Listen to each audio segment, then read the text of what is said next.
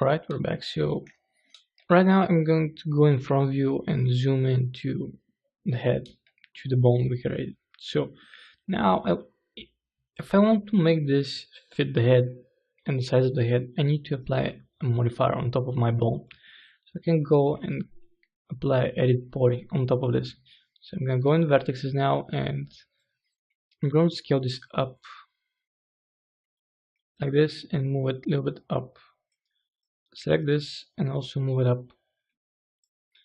Now I can go in left view and take a look what I have. So I can probably move this to the side and move the front part a little bit back like this. So this will be a little bit of better representation of my head. Probably I can even scale this inside a little bit more like this. So the next thing I want to do is, if I select now this still looks like my head. I have a little bit better representation of it, but my joint is down there, which is exactly what I want. So feel free to apply sometimes edit poly modifiers on top of your bones in order to capture the shape of something or so on. And the last thing I want to do is I want to select this bone and I want to convert this to poly actually.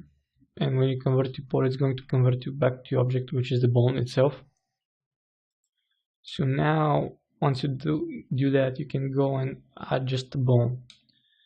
Well, the reason I just want to add a simple bone is I want to have a little bit of control on my helmet, like to make some kind of a shaking animation on it or something if it needs to be done. I just don't want to have the head. Usually the more parts you rig, the better, but if you're doing this for an iPad game or for Android, the less bones you have there, it's usually the better. So I'm gonna move this up, and I can actually scale this slightly up, and I'm gonna try to center it, going from view and quickly take a look of it.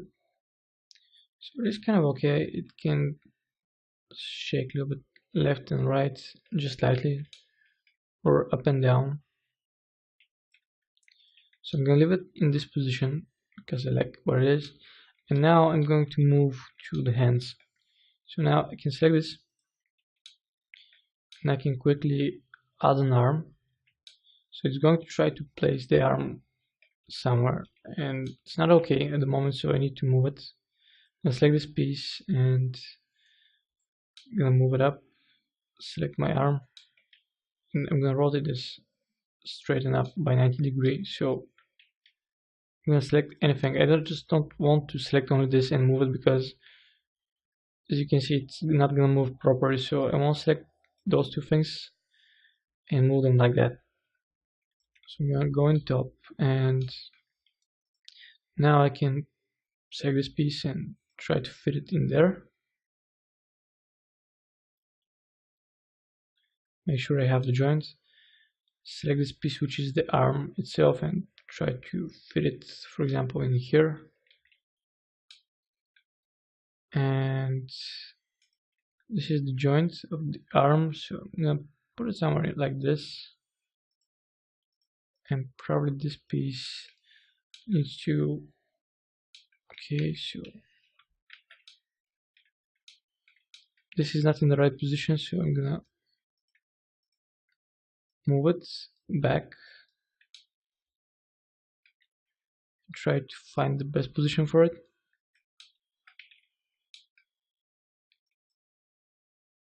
So I'm gonna move the joint down, just select this joint and slightly move it down like this.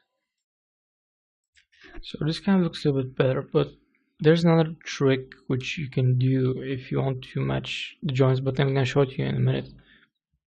So first of all, I'm just gonna add the fingers and so on, since we haven't added them yet.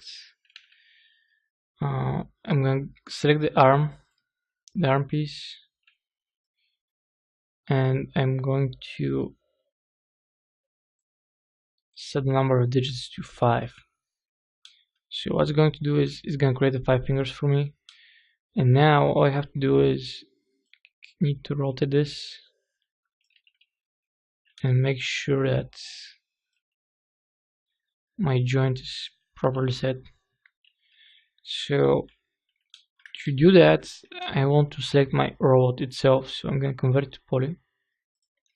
I want to select all those joints and I'm just going to detach them temporarily. We're going to attach them back, but right now I just want to detach them. And I won't hide the robots. So I even can hide those pieces for the moment. So now I want to select each sphere and go to effects, to hierarchy, and effect pivot point only, and center to object. By doing so, to automatically align the axes to the center of the objects. So this is exactly what I want. Now if I select the bones I just create, I can go to align, and by hitting the sphere I'm just gonna align them very quickly to the pivot points. I'm not gonna align by any orientation or anything. Just gonna hit OK and do the same thing here. Quickly align and do the same thing for the arm. Just quickly align. So this way I can be certain that it will follow the rotation of the spheres and so on. Now I can unhide all and I can go to top view and slightly extend this up as well as on the sides. Don't worry about the position of the fingers, we're gonna fix this easily. So all those fingers here that I have free joints, so they're kind of okay. I just need to make sure that they're aligned correctly, because right now they're not. So I need to scale those forward,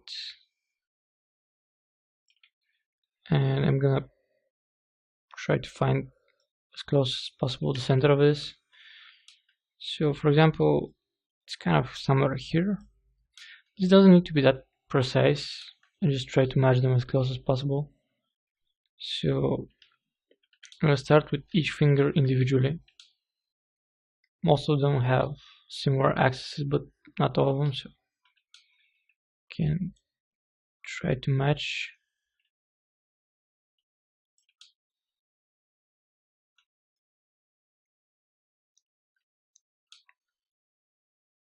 This can take usually some time. So in my case, I'm gonna align this finger first.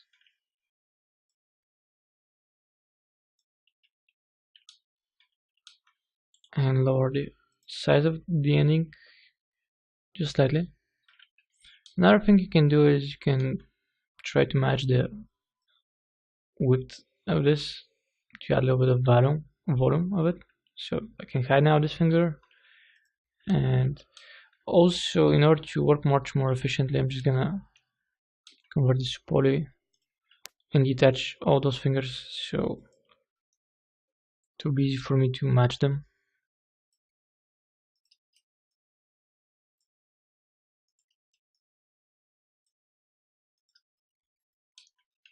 And now I can, for example, select this one and the fingers that go with it, so I can go in front view and try quickly to align it. It's almost done. This finger is kind of easy to be done. So here as well, I can go to top and do it for the center of this.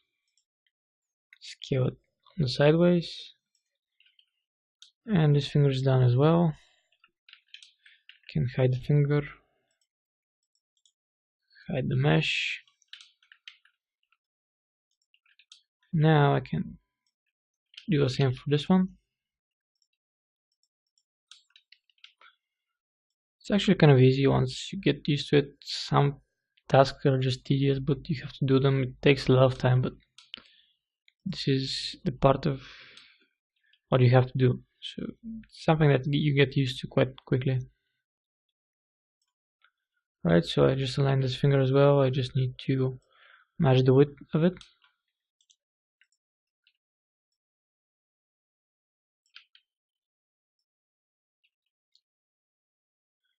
Alright, so just the length of this is a little bit too long, so I just need to shorten it a little bit. I'm gonna scale it like this, and it's kind of fine. So now I can go and do the last finger.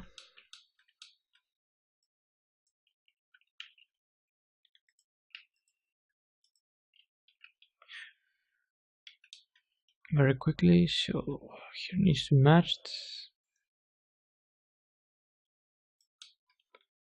as well as here.